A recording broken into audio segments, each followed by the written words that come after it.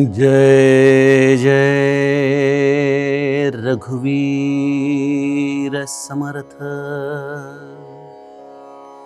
अजामेळ पापी वदे पुत्र कामे, तया मुक्ती नारायणाचे नामे। शुका कारणे कुंटणी रामवाणी, मुखे बोलिता ख्याती झाली पुराणी। जय जय रघुवीर समर्थ। श्रोता वक्ता श्रीराम समर्थ। जय जय रघुवीर समर्थ। श्रीराम आपल्या सर्वांच्या हृदयस्थ वसणाऱ्या आत्मारामास साष्टांग प्रणिपात करून मनोबोध एक अंतरयात्रा हा श्री समर्थ रामदास स्वामी विरचित मनाच्या श्लोकांचा जो आपण अभ्यास करत आहोत, सज्जन हो, आज आपण त्यातील श्लोक क्रमांक 95 याचं चिंतन पाहणार आहोत। समर्थांनी गेल्या श्लोकामध्ये या महादेव आणि माता पार्वतीचा हा विश्वरूपी प्रपंच, त्यामध्ये पिता असलेला हा महादेव आणि माता रूपी ही माता पार्वती, या दोघांचे गुणविशेष आपल्याला समजावून सांगितले। आणि या दोघांमध्ये एकच साधर्म्य आहे की दोघांनीही रामनामाचा आश्रय घेतलाय। त्या रामनामाच्या आश्रयापोटी महादेवाचा संताप हा शांत झाला, तर माता पार्वतीच्या हृदयातून संशय हा पूर्णपणे मिटून गेला। जीवाचा खऱ्या अर्थाने उद्धार करणारे हे रामनाम आपल्या हृदयामध्ये देखील संताप आणि संशयाचा नाश करणारा आहे।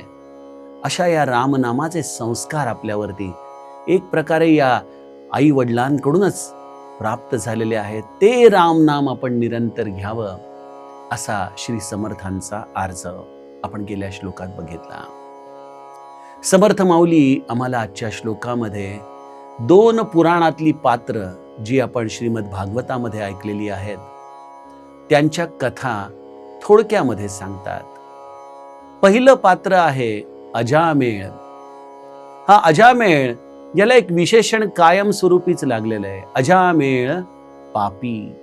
त्याला पापी ही संज्ञा ही जणू काही जिथं जिथं त्याचा उल्लेख येतो तिथं तिथं लावण्यात येते। काय केलं होतं या अजामेळाने असं? अजामेळ हा एका अत्यंत व्युत्पन्न अशा ब्राह्मण कुळामध्ये जन्माला आलेला, अत्यंत हुशार पंडित, मुखोद्गत ज्याचे श्लोक आहेत, असा हा खऱ्या अर्थाने द्विज। परंतु एकदा काय होतं की त्याच्या काहीतरी पौगंडावस्थेमधल्या कालावधीमध्ये वनामधून येताना तो एका आडमार्गाने येतो आणि त्या आडमार्गामध्ये एका वेश्येचा एका पुरुषाबरोबर चाललेला शरीर संबंध हा या अजामेळ्याच्या दृष्टीस पडतो। बघा, कुसंगती कशी असते की एका क्षणामध्ये मनुष्याची बुद्धी ती पालटवायला कारणीभूत ठरते। हा घरी आल्यानंतर सतत त्याला त्या प्रसंगाचंच चिंतन, त्याचं स्मरण हृदयामध्ये होऊ लागलं। ती भावना इतकी हळूहळू हळूहळू त्याच्या हृदयाचा एक प्रकारे भाग व्यापून उरायला लागली की घरामध्ये अत्यंत सुविद्य असलेली पत्नी, हे सगळे असलेले संस्कार, या सगळ्याचा त्याला विसर पडला। आणि एका टप्प्यावरती या अजामेळाने समाजाचा, नीतिमूल्यांचा, कशाचाही लवाजमा न ठेवता आपल्या घराचा त्याग केला आणि तो त्या वेश्येबरोबर तिच्या प्रेमामध्ये पडून संसार थाटून राहू लागला। तो तिच्या प्रेमामध्ये असा काही गिरफ्त झाला की त्याला त्या मुलांची प्राप्ती या वेश्येपासून झालेली आहे। घरामध्ये बघता बघता ही मुलांची रेषा वाढत चाललेली आहे। हा अजामेळ अशा पद्धतीने अनेक प्रकारे विषय भोग घेतोय, कोणाचंच तो ऐकायला तयार नाही. अशा परिस्थितीमध्ये त्याला एक शेवटी धाकटा मुलगा झाला, अगदी आपल्या आयुष्याच्या वृद्धापकाळाच्या सीमेवरती. त्याचं नाव त्याने नारायण असं ठेवलं. एकदा काय झालं, त्या गावामध्ये काही संत मंडळी आली होती आणि ते या अजामेळाच्या दारामध्ये आले. त्यांनी भोजन घेतलं. अजामेळाने आपल्या पापांची कबुली त्यांच्याजवळ दिली की मी तसा फार वाईट आहे, माझं सगळं होतं व्यवस्थित, मी ब्राह्मण कुळातला होतो, परंतु या स्त्रीच्या नादी लागून मी हे सगळं सोडलं, पण मला आता त्याचा पश्चाताप होत नाही. पण एक निश्चित आहे की या पापाचा जर काही क्षालन करायचा मार्ग असेल तर तो आपण मला सांगा. तेव्हा त्यांच्यापैकी एका ऋषीने अधिकाराने त्याला सांगितलं, तुझ्या धाकट्या मुलाचं नाव काय? तर तो म्हणाला नारायण. तर म्हणाले, बस आता त्याला या नावाने सतत हाक मारत राहा, त्याच्यावरतीच खूप प्रेम कर. आणि त्याने त्या बोधापासून आपल्या मुलाला नारायण नारायण अरे नारायण नारायण नारायण नारायण असं सतत हाक मारायला सुरुवात केली. उठता बसता नारायण नारायण नारायण. त्यामुळे समर्थ म्हणतात, अजामेळ पापी वदे पुत्र कामे. खर तर आपल्या मुलावरती त्याचं प्रेम आहे. त्याला हा नारायण कोण आहे, हा भगवंत कोण आहे माहित नाही, पण तो निरंतर आपल्या पुत्राच्या निमित्ताने नारायणाचा जयघोष करतोय. आणि म्हणून या श्लोकामध्ये दुसऱ्या चरणात म्हणतात की तया मुक्ती नारायणाचे नामे. आणि मग असा हा अजामेळ वृद्धापकाळामध्ये मृत्यूच्या दारामध्ये आला. मृत्यूच्या दारामध्ये असताना देखील निरंतर नारायण नारायण नारायण नारायण हाच त्याचा जयघोष चाललाय. आणि तिकडून यमदूत आलेले त्याला धरण्यासाठी, आणि ते जाळं टाकणार आणि त्याचा सूक्ष्म देह खेचून घेणार देहातून. तेवढ्यात विष्णूंनी आपले दूत तिथं पाठवले आणि यमदूतांना पिटाळून लावलं. या दोघांमध्ये मोठा संघर्ष झाला. अरे म्हणे, यांनी आयुष्यभर पाप केलेलं आहे, याला नरकात न्यायचंय, आम्ही आमचं कर्तव्य बजावतोय. विष्णूचे दूत म्हणाले, नाही, या ब्रह्मांडाच्या स्वामीने सांगितलं की त्याला वैकुंठामध्ये घेऊन या. या दोघांमधला वाद मिटेना. शेवटी निर्णय हाच झाला की ह्याच्या मुखामध्ये अंतिम टप्प्यामध्ये नारायण येतंय, त्यामुळं हा नरकामध्ये जाण्यासाठी योग्य नाही. आणि मग श्रीमद भागवतामध्ये पुढची कथा येते की त्याचा प्राण तिथं वाचला जातो. त्यानंतर तो खऱ्या अर्थाने भगवंताच्या नामाला लागतो आणि शेवटी त्याचं वैकुंठागमन होतं. तशीच दुसरी कथा आहे, शुकाकारणे कुंटणी रामवाणी. एक वेश्या, एक गणिका आपल्या या व्यवसायाला, या वेश्या प्रवृत्तीला चालवणारी, पण तिच्या पिंजऱ्यामध्ये एक पोपट होता.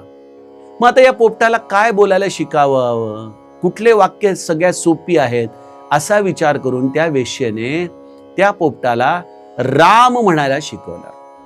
पण हे राम म्हणायला शिकवत असताना तिला स्वतःला खूप वेळेला राम राम राम राम म्हणावं लागलं. आणि मग पोपटाला सारखं बोलतं ठेवण्यासाठी ती देखील राम म्हणायची, मग तो पोपट देखील राम म्हणायचा. असं करता करता खऱ्या अर्थाने व्यभिचारी असलेली ही स्त्री, कुठेही मुक्तीची अधिकारी नसताना देखील शुकाकारणे कुंटणी रामवाणी, पण मुखी बोलता ख्याती झाली पुराणी. पण तिने स्वतः हा आपला देह अशा रीतीने व्यभिचारामध्ये गेलेला असतानाही केवळ रामनामाचा आश्रय घेतला आणि त्यामुळे ती मुक्त झाली. सगळ्या जगामध्ये रामनामाच्या आधाराने मुक्त झालेली गणिका म्हणून तिची ख्याती झाली. या दोन कथा सज्जनो, दोघांनीही आपल्या जीवनामध्ये व्यभिचार केला, दोघांची मलिन कर्म आहेत, पण दोघांनीही जाणते अजाणतेपणाने या रामनामाचा, या भगवत नामाचा आश्रय घेतला आणि या भगवत नामाच्या आश्रयाने हे दोघही जण उद्धरून गेले. कुंटणीही उद्धरली आणि हा अजामेळ देखील, ज्याला पापी हे सतत विशेषण दिलं जातं, तो देखील उद्धरून गेला. काय सांगायचं असेल बरं समर्थांना, की आपण देखील जीवन कसंही जगावं आणि फक्त रामनामाचा आश्रय घ्यावा असं आहे का? नेमकं या दोन चरित्रांचा अर्थ आपण काय समजून घ्यावा? सज्जनो, आम्ही जी साधक मंडळी आहोत ना, त्यांच्याकडून काही वाचिक मानसिक पाप ही बऱ्याचदा होत असतात, कळत नकळत होत असतात. आणि बऱ्याचदा त्यांना या झालेल्या चुकांचा पश्चाताप देखील होत असतो. त्यांना असं वाटतं की अरे आपली सगळी साधना व्यर्थ आहे. आणि समाज तर अशा वेळेला नेहमी टपूनच बसलेला असतो की अरे तुम्ही लोक कसे आहात आम्हाला चांगलं माहिती, कसलं नामस्मरण करताय, काय होणार आहे असं नामस्मरण करून, तुमचा आचार विचार शुद्ध नाहीये, तुम्ही कशा अर्थाने उद्धरून जाणार, कशाला त्या नामाचं ढोंग करता आहात. अशा पद्धतीने समाजामध्ये देखील बऱ्याचदा या आपल्यासारख्या लोकांना डिवचलं जातं एक प्रकाराने. हे सगळी चरित्र आपण बघितल्यानंतर एक प्रश्न मनामध्ये येतो की नाम हे गुणात्मक असावं का नाम हे संख्यात्मक असावं. नामाची गुणात्मक अवस्था ही आहे जिथं मनुष्य हा शुद्ध होत जातो. मनुष्य हा सर्व दृष्टीने धर्म मार्गावरती चालतो, नीती न्यायाने आपलं जीवन आचरण करतो आणि परमार्थाचे सर्व नियम म्हणजे उदाहरणार्थ कोणाचे दोष न पाहणं, कोणाची निंदा न करणं, अशा रीतीने तो परमशुद्ध होत होत होत होत उद्धरून जातो. ही नामाची गुणात्मक अवस्था आहे. आणि दुसरी अवस्था आहे नामाची संख्यात्मक अवस्था. ती संख्यात्मक अवस्था जी आमच्यासारखी लोक घेतात, कारण आमच्यामध्ये अजूनही ती गुणात्मक अवस्था पूर्णपणे उतरली नाही, काही अंशात्मक निश्चित आलेली आहे, पण संख्यात्मक मात्र आम्ही करण्याचा प्रयत्न करतो. आणि मग अशा संख्यात्मक पातळीवरती हा प्रश्न आम्हाला सतत त्रास देत राहतो की अरे माझ्या वृत्ती तर अजूनही बदलत नाहीत, माझ्या जुन्या सवयी अजूनही मी नियंत्रणामध्ये आणू शकत नाही, वेळ प्रसंगी संताप मी स्वतःचा शमन करू शकत नाही. मग अशा वेळेला मी घेत असलेलं नाम हे खरंच भगवंतापर्यंत पोहोचतं का नाही, हा अविश्वास जेव्हा आमच्या मनामध्ये निर्माण होतो त्यावेळेला सज्जनो आपण या अजामेळेचं आणि या गणिकेचं चरित्र डोळ्यासमोर आणावं की त्यांनी तर अजाणतेपणाने भगवंताचं नाम घेतलं तरी देखील ते उद्धरून गेले. त्यामुळं गुणात्मक विकासाची आपण काळजी करू नये. आपण फक्त निरंतर विचार करावा कशा पद्धतीने आपण संख्यात्मक पातळीवरती काम करू. जपू नेमीला नेम गौरी हराचा 21,600 एवढं जे महादेवाचं माप आहे ना नामस्मरणाचं, ते आपण कशा पद्धतीने भरू शकू. आणि तुम्हाला खरं सांगू का की जर तुम्ही 21,600 एवढं नामस्मरण दररोज करणार असाल ना, तर तुमच्या इतके व्यस्त जगामध्ये दुसरं कोणी नाही. लोकांना दिसेल बाहेर हातामध्ये जपाची माळ घेऊन तुम्ही शांत बसलेला आहात, लोक म्हणतील की अरे बापरे हा खऱ्या अर्थाने निवृत्त झालाय, याला काही कामच दिसत नाहीये म्हणून जप करतोय. नाही, तुम्ही त्या जपामध्ये इतके रमता की तुम्हाला दुसरं काम करायला फुरसत मिळत नाही. आणि मग हे दुसरं काम करायची फुरसत नसली की मनुष्य पाप आचरण कसं करू शकेल ना. तो कायिक ना वाचिक आणि मानसिक देखील त्याच्याकडून पाप घडणार नाही. त्यामुळे संख्यात्मक नाम हे गुणात्मक नामामध्ये बदलतच, निश्चित बदलतं. पण श्री महाराज एक उदाहरण द्यायचे की झाडाची वाढ किती होतीये हे दररोज कोणी मुळं उपटून जर बघायला लागलं तर ते झाडाची वाढ कशी झालेली आहे त्याला कळणार नाही. त्याप्रमाणे नाम माझ्या आतमध्ये किती गुणात्मक गेलेलं आहे हे मूळ आहे. माझ्या हातात तर संख्यात्मक नाम घेण्याचं आहे ना. मग आपण जसं झाडाला छान खत पाणी घालतो, झाडाला चांगला सूर्यप्रकाश देतो, वेगवेगळी औषधं देतो, जेणेकरून ते झाड बाहेरून छान दिसेल. आणि बाहेरून जे छान हिरवगार झाड असतं ना, त्याची मुळं देखील सकच असतात, त्याची मुळं देखील अत्यंत दृढ झालेली असतात.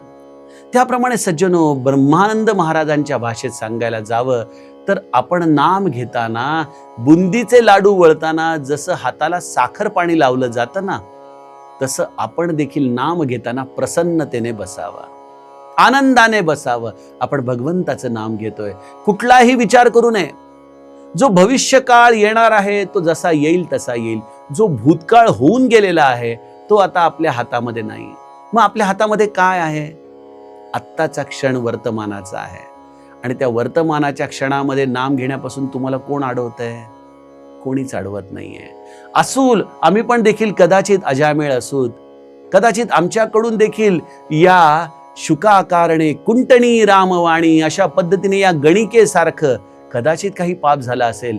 अहो, पापाचे डोंगर जरी तुमच्याकडून घडले असतील तरी तृण अग्नी मेळे समरस झाले तैसे नामी केले जपता हरी.